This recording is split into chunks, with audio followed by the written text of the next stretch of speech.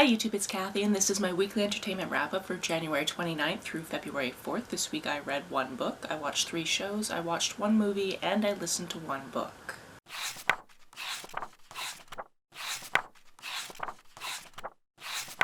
First this week I read The Curse of the King. The premise for this book is kind of wild. Our main character is the great-great-great-great-great-great-great-great-great-great-granddaughter of somebody who cursed Shakespeare, specifically the Scottish play.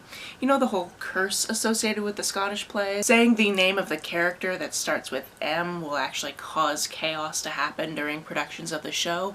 Yeah, her family did that. And this becomes a problem to her because she's taking a Shakespeare elective at school and she's forced to audition for the show and actually lands the role of Lady M and can't get out of it. She figures at this point that 400 years has been enough and she wants to break this family curse. However, even though her best friend is very supportive and a new friend ends up being very supportive, the whole witching community, including her mother, not very supportive of this. She ends up giving it a go anyway, and it doesn't go well. It doesn't actually break the curse, and it might actually, bring an ancestor back who's kind of mad that she started trying to break a certain curse. What's funny is I was trying to describe this book to a friend yesterday, and how I was describing it, it just sounded like plot hole after plot hole after plot hole. But when I was reading it, those things didn't really affect me. I just wanted to keep reading, to keep going with these characters to see what they would do, because I was really enjoying the characters. So even though the book starts out with her being all stressed out about having to audition because she doesn't want to audition in the first place, I think that deep down she actually wanted to be in the show, because when she's given a role, she didn't turn it down.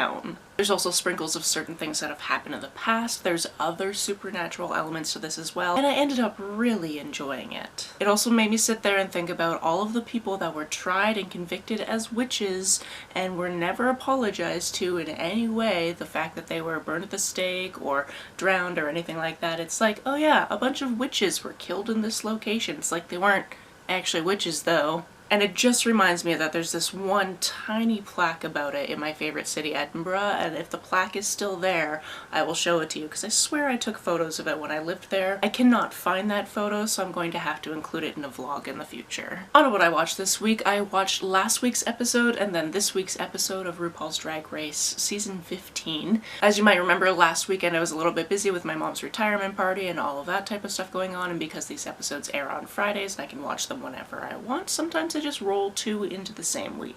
We are still at the point of there are a lot of queens and sometimes I don't know all of their names, and these episodes continue to feel way too damn short. There's also a comment I saw once that kind of lives in my head, and it's like, yeah, if you don't watch Untucked, you're not watching at least half the episode. And I'm just like, yeah, well, you know what, I wish they would just put all of the things you need to know about Drag Race in one video, because Untucked is not available in Canada. And that's mostly what I'm missing from this, because usually there'd be a little bit of the safe queens talking and theorizing about who's in the top and who's in the bottom and things like that, but that part is completely not in these videos. I don't know if it's going to come back when there are fewer queens or what, but here we are, just having 40-minute episodes of the show that used to be an hour long. This week we also watched about a dozen episodes of House. We're still in the 7th season. A significant relationship thing has happened, and then about a week later another significant relationship thing happens, but it's not exactly what you think it is. And simply because we watched the Sherlock equivalent of it recently,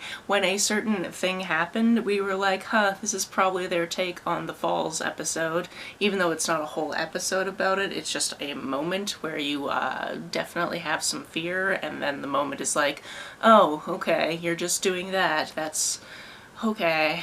There was a lot of character growth from the main character that I was really enjoying, and now that his life looks differently than it did at the beginning of the season, I am wondering if he's going to backslide and I'm gonna hate his guts. I don't know. We also watched a couple more episodes of the 3rd season of The Orville, and I got a great comment from Chris, one of my subscribers, last week about how he tried to watch this show, and you can just read it for yourself. You can go back to, I think it was a couple of weeks ago when we watched it. And a lot of his comments were completely valid, especially for the third season, because the major conflict in the third season is the captain is a captain, obviously, and he's doing his thing, and he hasn't seen his ex in quite some time, and there's a big falling out because of that, and then suddenly she's assigned to his ship, and that's like the start of the first season, and it's just these people having emotions and being bad about it, and that's kind of a major plot line through that. And now that we're a couple of seasons later and they're completely over that, and they're friends even, the writing is better and it's less like high school bullshit.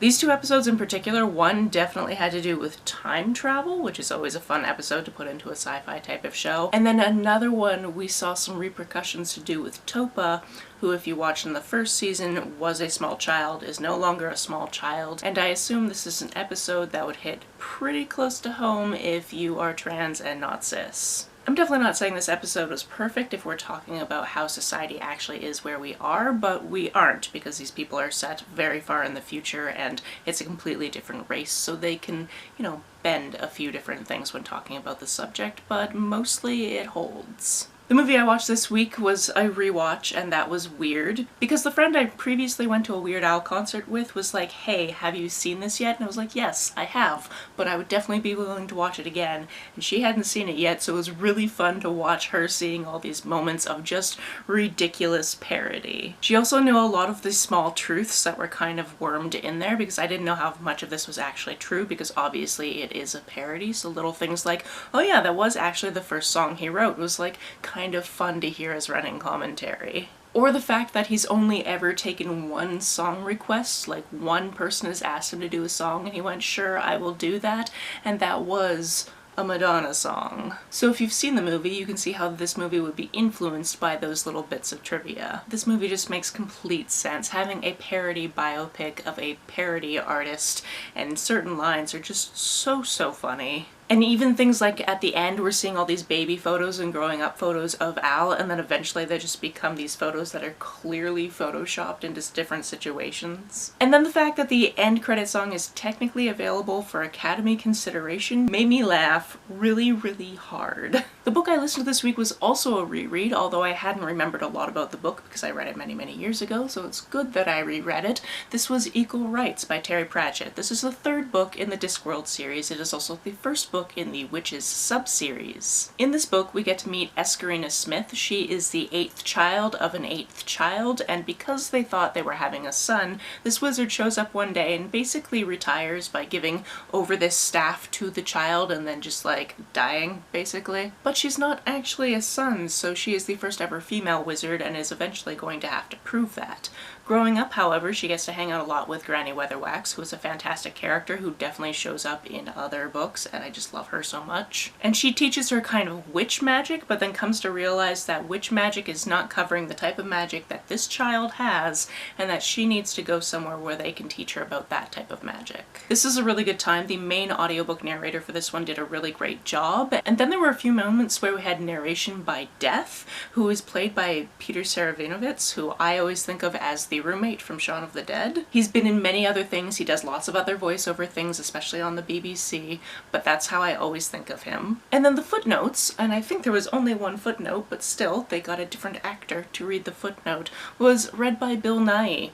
And I'm also okay with that, obviously. I also know him from Shaun of the Dead and other Cornetto trilogy movies. Sitting here trying to think if he shows up in World's End. I cannot remember. That's my least favorite of the Cornetto trilogy, but he's obviously in Hot Fuzz as well. And then of course Love Actually and many other things. I think that this was my first solo Pratchett book, so because I liked this in the past, obviously I was going to like it again now. And I'm looking forward to see if I particularly enjoy any of the other sub-series doing this read-along. That's it for this week. If you've read, watched, or listened to any of these, let me know about it down in the comments below. On the way down to the comments, if you hit that subscribe button, that would be very nice of you. If you don't feel like leaving a comment but want to make sure that I know you were here, just leave me an emoji or a smiley face if you happen to be on your keyboard. Some people have asked if there's a way to financially support this channel, so I set up a Ko-fi account, which is a digital tipping service. The link for that, as always, is down below. You can like and share this as you see fit, and I will see you very soon.